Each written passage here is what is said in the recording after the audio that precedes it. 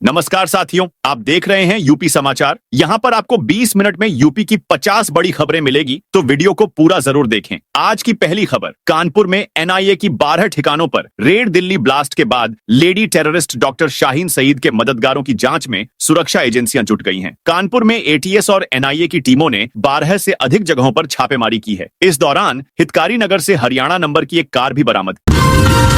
प्रदेश के 9 लाख किसानों को मुख्यमंत्री का तोहफा। मुख्यमंत्री योगी आदित्यनाथ ने बुधवार को सिंचाई एवं जल संसाधन विभाग की विस्तृत समीक्षा बैठक में नहर व्यवस्था को और मजबूत बनाने के उद्देश्य से 95 नई परियोजनाओं को स्वीकृति प्रदान की। उन्होंने कहा कि ये परियोजनाएं प्रदेश के कृषि क्षेत्र को सशक्त बनाने और किसानों को समयबद्ध सिंचाई उपलब्ध कराने की दिशा में महत्वपूर्ण भूमिका निभाएंगी। कुल 394 करोड़ रुपए की लागत वाली इन परियोजनाओं के पूर्ण होने पर 36,000 हेक्टेयर भूमि में 300 करोड़ रुपए की लागत वाली इन परियोजनाओं के पूर्ण होने पर 36,000 हेक्टेयर भूमि में सिंचाई क्षमता पुनर्स्थापित होगी, जिससे लगभग 9 लाख किसान और ग्रामीण आबादी को प्रत्यक्ष लाभ मिलेगा। एटीएस ने प्रयागराज समेत 7 जिलों के मदरसों की रिपोर्ट मांगी। एटीएस ने प्रयागराज, प्रतापगढ़, फतेहपुर, बांदा, हमीरपुर, चित्रकूट और महोबा के जिला अल्पसंख्यक कल्याण अधिकारी को लेटर लिखकर सभी मदरसों से विस्तृत जानकारी मांगी है। कानपुर मेडिकल कॉलेज जीएसवीएम छोड़कर बिना बताए गायब होने वाले 7 डॉक्टरों से भी पूछताछ की गई। डॉक्टरों ने मेडिकल कॉलेज छोड़ने का कारण कम सैलरी और ज्यादा खर्च बताया। वहीं शाहीन के भाई के ससुराल वालों से भी एजेंसियों ने पूछताछ की है। यह भी खुलासा हुआ है कि लखनऊ की इंटीग्रल यूनिवर्सिटी में डॉक्टर परवेज को नौकरी शाहीन के रेफरेंस के जरिए मिली थी।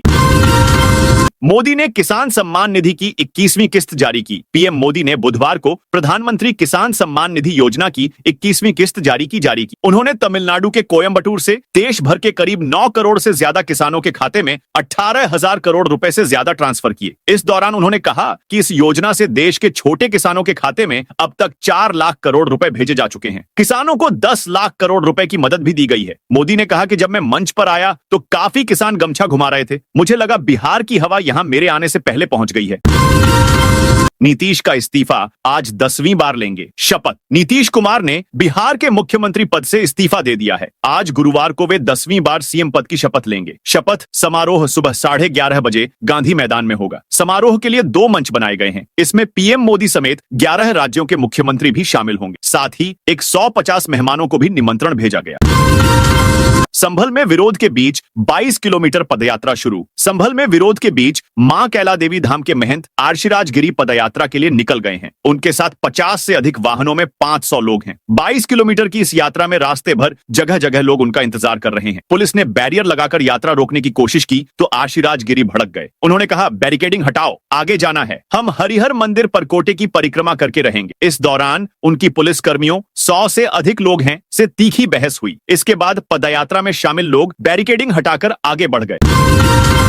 लॉरेंस का भाई अनमोल अमेरिका से भारत लाया गया। गैंगस्टर लॉरेंस का भाई अनमोल अमेरिका से डिपोर्ट कर बुधवार को दिल्ली लाया गया। इसके बाद एयरपोर्ट पर एनआईए ने कस्टडी में ले लिया और पटियाला हाउस कोर्ट में पेश किया। यहां उसे 14 दिन की एनआईए की कस्टडी में भेज दिया गया। अमेरिका से कुल 200 लोगों को डिपोर्ट किया गया है। इनमें भारत के 3 लोग हैं। अनमोल के अलावा 2 लोग पंजाब के हैं। अभी इनके बारे में जानकारी नहीं मिली है। लखनऊ नगर निगम ने बजट 400 करोड़ बढ़ाया। लखनऊ मेयर सुषमा खरकवाल और नगर आयुक्त गौरव कुमार के बीच करीब 1.5 महीने तक चली तनातनी से शहर के विकास कार्यों पर बुरा असर पड़ा। सड़कों के गड्ढों को भरने का बजट खत्म हो गया। गड्ढे भरने का काम पूरा भी नहीं हो पाया। करीब 1.5 महीने से बजट की कमी से विकास कार्यों में आई रुकावट अब दूर होगी। नगर निगम को 4,700 करोड़ रुपए के रिवाइज्ड बजट की मंजूरी मिल गई है। मूल बजट 4,300 करोड़ रुपए था। इसमें 400 करोड़ रुपए बढ़ाया गया है। हिंदू बनकर प्यार में फंसाया, अब कह रहा। मुसलमान बनो बरेली में एक मुस्लिम युवक ने पहचान छिपाकर हिंदू लड़की को प्रेम जाल में फंसाया। हिंदू बनकर उसके साथ 1 साल रिलेशनशिप में रहा। लड़की जब प्रेग्नेंट हो गई तो उसने युवक से शादी के लिए कहा। लड़के ने मार पीट कर उसका अबॉर्शन करवा दिया, उसे छोड़ दिया। लड़की जब पवन को ढूंढते हुए उसके घर पहुंची तो पता चला कि वह शोएब है। उसके घर वालों ने कहा कि लड़की को शादी करनी है तो मुस्लिम धर्म अपनाना होगा। यूपी में खाप पंचायत के 11 बड़े फैसले। यूपी के मुजफ्फरनगर में सर्व जातीय सर्व खाप पंचायत में मंगलवार को 11 बड़े फैसले लिए गए, जिन्हें सर्वसम्मति से पास किया गया। पंचायत ने लिव इन रिलेशनशिप का विरोध किया। कहा, सरकार इसकी कानूनी मान्यता समाप्त करे। लव मैरिज और कोर्ट मैरिज के लिए माता पिता की परमिशन और मौजूदगी जरूरी है। पंचायत ने सुप्रीम कोर्ट से अपील की कि लव मैरिज को कानूनी मान्यता न दी जाए, क्योंकि इससे समाज और परिवारों में विरोध पैदा होता है। अब मृत्यु भोज 13वीं भी नहीं होगी। इन 11 प्रस्तावों को अमल कराने कराने के लिए कमेटी भी बनाई गई है। अब अगली खाप पंचायत 10 साल बाद यानी 2035 में होगी। चुनाव आयोग की छवि बिगाड़ रही कांग्रेस चुनाव आयोग पर लग रहे वोट चोरी के आरोपों पर देश भर के 272 रिटायर्ड जजों और ब्यूरोक्रेट्स ने बुधवार को एक ओपन लेटर जारी किया है। इसमें लोकसभा में नेता विपक्ष राहुल गांधी और कांग्रेस पार्टी की आलोचना की गई है। लेटर में 16 पूर्व जज, 123 सेवानिवृत्त ब्यूरोक्रेट, 14 पूर्व राजदूत सहित और 133 रिटायर्ड सैन्य अधिकारियों के सिग्नेचर हैं। इन रिटायर्ड जजों और ब्यूरोक्रेट्स ने ओपन लेटर में आरोप लगाया है कि कांग्रेस लगातार चुनाव आयोग जैसी संवैधानिक संस्थाओं की साख कमजोर करने की कोशिश कर रही है। इससे देश की लोकतांत्रिक व्यवस्था में अनावश्यक अविश्वास फैलता है।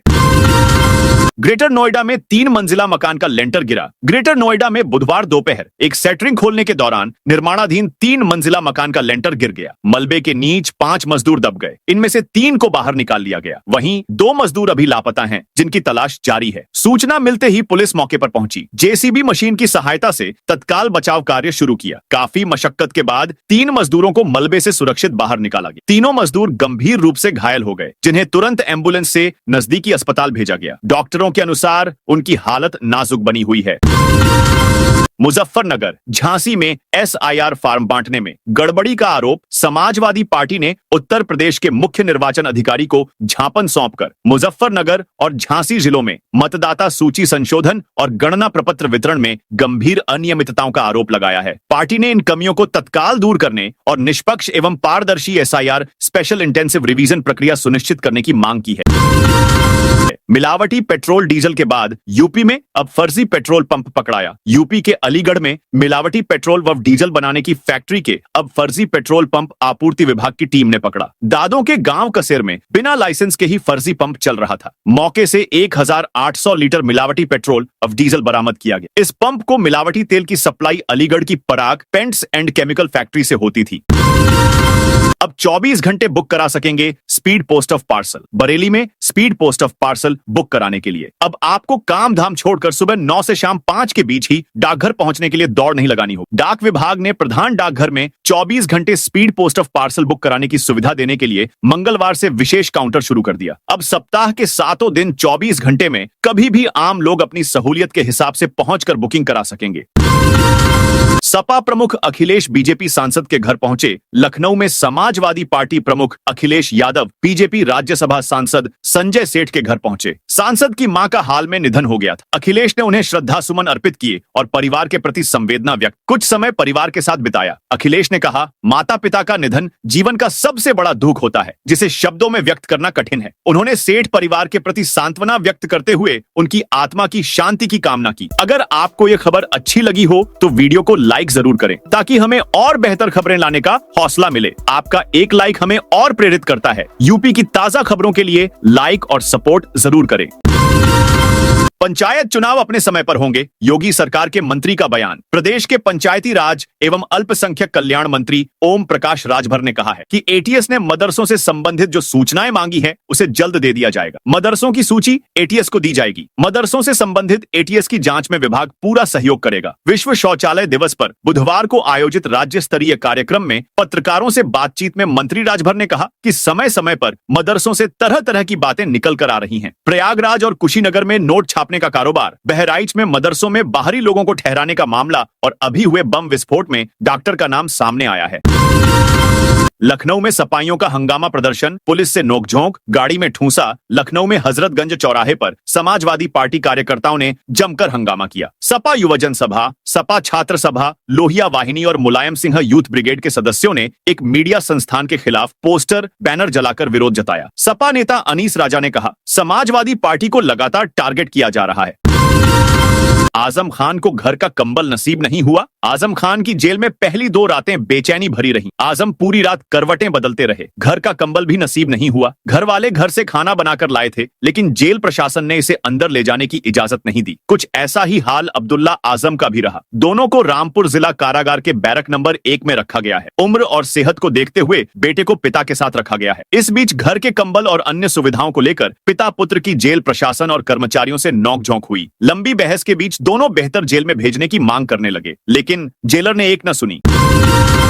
आगरा जिले की एक नामी गुटखा फर्म के गोदाम समेत 15 से ज्यादा ठिकानों पर जीएसटी ने छापा मारा। इस दौरान टीमों ने कारोबार से जुड़े दस्तावेजों को अपने कब्जे में ले लिया। टीम को करोड़ों की कर चोरी की आशंका है। कार्रवाई देर रात तक जारी रही। सूत्रों के अनुसार इस दौरान टीमों को काफी नकदी भी मिली है, जिसके लिए कारोबारियों से पूछताछ भी की गई।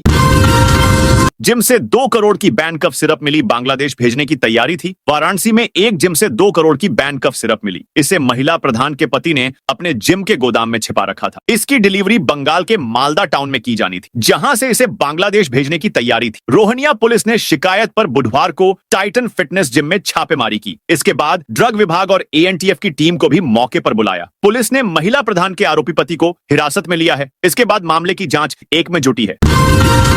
यूपी में अब रजिस्ट्री के बाद जमीन का सत्यापन 4 साल की जगह अब 3 महीने में, जमीन और संपत्ति का भौतिक सत्यापन अब रजिस्ट्री होने के 3 महीने के भीतर होगा। अभी तक पंजीयन के बाद 4 साल तक भौतिक सत्यापन का नियम था। स्टाम्प एवं पंजीयन विभाग की ओर से नियम में किए गए इस संशोधन से भौतिक सत्यापन 3 महीने के भीतर होगा। के नाम पर होने वाले उत्पीड़न पर रोक लगेगी। इस संबंध में महानिरीक्षक निबंधन नेहा शर्मा की ओर से सभी उपनिबंधकों को निर्देश जारी किए गए हैं।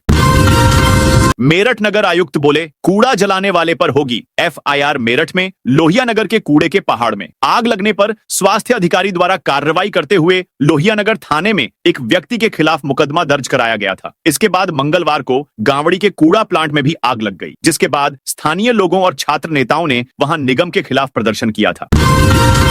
राम मंदिर समेत रामनगरी की सुरक्षा अब और होगी। हाईटेक अयोध्या में होने वाले महत्वपूर्ण धार्मिक आयोजनों, मेलों, पर्व त्योहारों और वीवीआईपी कार्यक्रमों के दौरान सुरक्षा को अभेद्य बनाने के लिए पुलिस सुरक्षा मुख्यालय अत्याधुनिक तकनीक का सहारा ले रहा है। इसी क्रम में हवाई हमलों से बचाव और निगरानी के लिए कुल 9 टेथर्ड ड्रोन खरीदे जा रहे हैं। अयोध्या धाम में 25 नवंबर से निरंतर गूंजेगी रामधुन। अयोध्या नगर निगम ने आगामी 25 नवंबर को श्री राम जन्मभूमि मंदिर प्रस्तावित धर्म ध्वजारोहण कार्यक्रम को भव्य बनाने की पूरी तैयारी की है। नगर निगम के पब्लिक अनाउंसमेंट सिस्टम से भगवान राम के भजन एवं हनुमान चालीसा का पाठ निरंतर प्रसारित किया जाएगा। नगर के सभी चौराहों एवं अंडरपास को फूलों से सजाया जाएगा। यह जानकारी महापौर महंत गिरीशपति त्रिपाठी ने दी। वह बुधवार को सर्किट हाउस में पत्रकारों से मुखातिब थे। स्वामी प्रसाद मौर्य बोले, बाबा बागेश्वर देश को बांट रहे राष्ट्रीय शोषित समाज पार्टी के राष्ट्रीय अध्यक्ष स्वामी प्रसाद मौर्य बुधवार को ललितपुर पहुंचे। उन्होंने एक स्थानीय होटल में प्रेसवार्ता के दौरान कहा कि छतरपुर के बाबा बागेश्वर देश को बंटवारे की ओर ले जा रहे हैं। मौर्य ने मांग की कि हिंदू राष्ट्र की मांग को लेकर यात्रा निकालने वालों पर तत्काल मुकदमा दर्ज किया जाना चाहिए। स्वामी प्रसाद मौर्य ने स्पष्ट किया कि उन्हें किसी भी धर्म को लेकर यात्रा निकालने से कोई आपत्ति नहीं है। हालांकि उन्होंने जोर देकर कहा कि यदि कोई हिंदू राष्ट्र की मांग को लेकर यात्रा निकालता है तो ऐसे लोगों पर राष्ट्रद्रोह और देशद्रोह के तहत मुकदमा दर्ज होना चाहिए। उन्होंने तर्क दिया कि देश की आजादी के बाद भारत का अपना संविधान बन चुका है। सुप्रीम कोर्ट बोला, दिल्ली के स्कूलों में स्पोर्ट्स फंक्शन न हो। दिल्ली एनसीआर में प्रदूषण को लेकर सुप्रीम कोर्ट ने कहा कि नवंबर दिसंबर में स्कूलों में होने वाले स्पोर्ट्स फंक्शन पर रोक लगनी चाहिए। कोर्ट ने यह आदेश सीनियर एडवोकेट अपराजिता सिंह के सवाल पर दिया। अपराजिता सिंह ने कहा था कि दिल्ली में मौजूदा वक्त में प्रदूषण के स्तर को देखते हुए ऐसी एक्टिविटी बच्चों नहीं करानी चाहिए। ब्रजेश पाठक बोले, अखिलेश यादव के पेट में मरोड़ हो रही यूपी के डिप्टी सीएम ब्रजेश पाठक ने आगरा में कहा, यूपी में जंगल राज पार्ट 2 नहीं आने देंगे। बिहार चुनाव रिजल्ट आने के बाद से अखिलेश यादव के पेट में मरोड़ हो रही है। उत्तर प्रदेश में भी समाजवादी पार्टी का गुंडा राज लोग कभी स्वीकार नहीं करेंगे। ये जंगल राज पार्ट 2 लाने वाले लोग हैं। ये उन्हीं राजद की थाली के चट्टे बट्टे हैं। ट्रेनों पर अभी से कोहरे का संकट 3 माह के लिए निरस्त की गई। 16 मेमू और पैसेंजर गाड़ियां। रेलवे ने कोहरे के सीजन के मद्देनजर 16 मेमू और पैसेंजर ट्रेनों को 1 दिसंबर से 28 फरवरी तक के लिए निरस्त कर दिया है। मंगलवार को उत्तर रेलवे मुरादाबाद मंडल ने इस संबंध में सूचना जारी कर दी है। इससे पहले बरेली होकर गुजरने वाली 28 नियमित गाड़ियों को भी 3 माह के लिए निरस्त किया जा चुका है। मेमू और पैसेंजर गाड़ियों को निरस्त किए जाने के कारण दैनिक यात्रियों के लिए समस्या बढ़ेगी। लखनऊ में हिंदुस्तान हस्तशिल्प महोत्सव का शुभारंभ। लखनऊ में हिंदुस्तान हस्तशिल्प महोत्सव 2025 का बुधवार को गंगा आरती के साथ शुभारंभ हुआ। आशियाना स्थित स्मृति उपवन में मान्यवर काशीराम सांस्कृतिक स्थल पर महोत्सव 19 नवंबर से 15 दिसंबर तक चलेगा। उद्घाटन समारोह में राज्यसभा सांसद दिनेश शर्मा, विधायक राजेश्वर सिंह, पूर्व मंत्री रीता बहुगुणा जोशी समेत बड़ी संख्या में भाजपा नेताओं का जमावड़ा लगा। यूपी के 25 गांवों में रिंग रोड के लिए भूमि अधिग्रहण शुरू। बहुप्रतीक्षित परियोजना रिंग रोड अब धरातल पर उतरने लगी है। पूर्वी व पश्चिमी दो परियोजनाओं में बटी इस परियोजना के पश्चिमी हिस्से को स्वीकृति व बजट मिलने के लिए भूमि अधिग्रहण शुरू हो गया है। यह रिंग रोड सदर व कर्नलगंज तहसील के 25 गांवों से होकर गुजरेगी, जहां भूमि चिन्हांकन व अधिग्रहण भी शुरू हो गया है। मंडल मुख्यालय स्थित शहर को जाम से निजात दिलाने के लिए 3 तरफ की 4 लेन रिंग रोड परियोजना को पूरा करने की तेजी दिखने लगी है। 16 अरब 46 करोड़ की परियोजना में 29 किलोमीटर लंबा रिंग रोड बनना था, लेकिन 21.02 किलोमीटर लंबे पश्चिमी हिस्से को स्वीकृति मिल गई है। वाराणसी में इन्वेस्टमेंट के नाम पर ठगी करने के आरोपी नासिक से हुए गिरफ्तार। इन्वेस्टमेंट के नाम पर लोगों के साथ लाखों की ठगी करने के 3 आरोपी को सारनाथ पुलिस ने ईडन अपार्टमेंट, थाना गंगापुर, नासिक, महाराष्ट्र से गिरफ्तार कर लिया। उनके पास से मोबाइल, एटीएम कार्ड, मोबाइल, फर्जी मुहर, चेकबुक, पासबुक, पैन कार्ड सहित अन्य चीजें बरामद किया। पुलिस ने पूछताछ के बाद तीनों को जेल भेज दिया। इस मामले में 3 आरोपी फरार हैं। भारत में बैंकों से 400 करोड़ रुपए हड़पने वाले सिंगापुर के राजेश रोत्रा पर कसा जा रहा शिकंजा। सिंगापुर निवासी ठग पर राजेश रोत्रा पर सीबीआई ने शिकंजा कस दिया है। सीबीआई ने राजेश को दिल्ली से पकड़ा था। गिरोह बनाकर ने कई सरकारी बैंकों के लगभग 400 करोड़ रुपए हड़पे थे। रोत्रा का मुख्य काम विभिन्न कंपनियों को 400 करोड़ रुपए हड़पने का था। निर्यात के फर्जी बिल उपलब्ध कराना था। विधवा पेंशन घोटाला बरेली में सुहागिनों ने लिया। योजना का लाभ अब होगी वसूली। बरेली में विधवा पेंशन में घोटाले से जुड़े एक मामले की मजिस्ट्रियल जांच पूरी हो गई है। यह जांच एसडीएम आंवला ने की है। सुहागिनों एवं अन्य अपात्रों को दी गई पेंशन का सत्यापन किसने किया? जांच के दौरान यह कुछ साबित नहीं हो पाया, लेकिन बिचौलियों के नामों का जिक्र एसडीएम ने अपनी रिपोर्ट में किया है। हालांकि सत्यापनकर्ताओं के नाम जांच में शामिल करने के लिए एसडीएम की तरफ से क्षेत्रीय ब्लॉक के बीडीओ और जिला प्रोबेशन अधिकारी को कई पत्र लिखे गए, लेकिन उचित जवाब नहीं मिला। इन अधिकारियों ने भी हाथ खड़े कर दिए हैं। स्मार्ट मीटर से परेशान होकर उपभोक्ता कटवा रहे कनेक्शन। उत्तर प्रदेश राज्य विद्युत उपभोक्ता परिषद ने स्मार्ट मीटरों से परेशान होकर 255 उपभोक्ताओं द्वारा बिजली कनेक्शन कटवाने पर चिंता जताई है। ऊर्जा मंत्री एके शर्मा ने स्मार्ट मीटरों को सही बताया, पर कंपनी की रिपोर्ट कुछ और ही दर्शाती है। बांदा, झांसी और कानपुर में कई उपभोक्ताओं ने कनेक्शन कटवा दिए हैं और कई मीटरों में तकनीकी खराबी पाई गई है। इससे स्मार्ट मीटरों की विश्वसनीयता पर सवाल उठ रहे हैं। प्रयागराज को मिलेगा दिव्यांग पुनर्वास के लिए सर्वश्रेष्ठ जिले का पुरस्कार। प्रयागराज जिले को दिव्यांगजनों के पुनर्वास के क्षेत्र में उत्कृष्ट कार्य करने के लिए सर्वश्रेष्ठ जिले के पुरस्कार से सम्मानित किया जाएगा। जिले में दिव्यांगजनों के कल्याण के लिए कई योजनाएं चलाई जा रही हैं। प्रयागराज जिले की वेबसाइट को दिव्यांगजनों के लिए विशेष रूप से डिजाइन किया गया है, जो उनके लिए सुलभ और उपयोगी है। यह पुरस्कार जिले के सभी नागरिकों को समर्पित है। 23 नवंबर को लखनऊ पहुंचेंगे विदेशी शटलर। सैयद मोदी अंतरराष्ट्रीय बैडमिंटन चैंपियनशिप शुरू होने में अब कुछ दिन ही बचे हैं। टूर्नामेंट में हिस्सा लेने के लिए दुनिया भर के दिग्गज शटलरों का जमावड़ा 23 नवंबर से लगेगा, जिसमें भारतीय खिलाड़ी किदाम्बी श्रीकांत, एचएस प्रणय और उन्नति हुड्डा समेत दुनिया भर के खिलाड़ी पदक के लिए जोर आजमाइश करेंगे। उत्तर प्रदेश बैडमिंटन संघ के सचिव डॉक्टर सुधर्मा सिंह ने बताया कि सभी तैयारी लगभग पूरी कर ली गई है। टूर्नामेंट के सभी मुकाबले बीबीडी बैडमिंटन अकादमी में होंगे।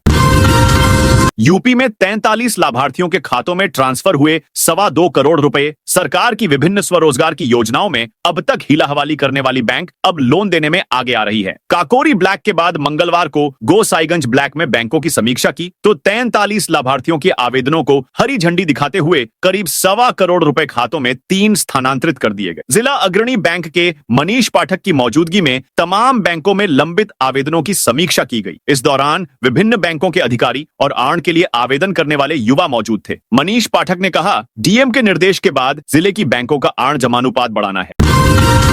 राजधानी में 24 नवंबर से 53 दिनों के लिए लागू रहेगी धारा 163। कमिश्नरेट पुलिस ने 24 नवंबर से शहर भर में धारा 163 लागू कर दी है, जो 15 जनवरी 2026 तक कुल 53 दिन जारी रहेगी। इस दौरान 5 से अधिक लोगों के एक साथ एकत्रित होने पर रोक रहेगी। जेसीपी एलओ बबलू कुमार के मुताबिक गुरु तेग बहादुर जयंती, काला दिवस, क्रिसमस डे, नववर्ष व मकर संक्रांति आदि पर्व को देखते हुए धारा 163 लागू की गई है। ऐसे में बिना अनुमति निर्धारित धरना स्थल छोड़कर अन्य किसी भी स्थान पर प्रदर्शन करने पर रोक रहेगी। सरकारी कार्यालयों व विधान भवन के आसपास 1 किलोमीटर परिधि में ड्रोन से शूटिंग करने पर भी प्रतिबंध रहेगा। सुप्रीम कोर्ट बोला, संसद हमारे फैसले नहीं पलट सकती। सुप्रीम कोर्ट ने केंद्र सरकार के ट्रिब्यूनल रिफॉर्म एक्ट 2021 के कई महत्वपूर्ण प्रावधानों को रद्द कर दिया है। कोर्ट ने साफ कहा कि संसद मामूली बदलाव करके कोर्ट के फैसले को नहीं बदल सकती। कोर्ट ने कहा कि सरकार ने वही प्रावधान कानून में फिर से डाल दिए जिन्हें पहले भी कोर्ट ने खारिज किया था। पूरा मामला 2020 से जुड़ा है। नवंबर 2020 में सुप्रीम कोर्ट ने ट्रिब्यूनल के अध्यक्ष और सदस्यों का कार्यकाल 5 साल तय किया था। सरकार 2021 में नया कानून ले आई और कार्यकाल 4 साल कर दिया। इसके बाद मद्रास बार एसोसिएशन ने सुप्रीम कोर्ट में याचिका लगाई। तो दोस्तों, यह थी आज उत्तर प्रदेश के सभी जिलों की दिन भर की ताजा और बड़ी खबरें।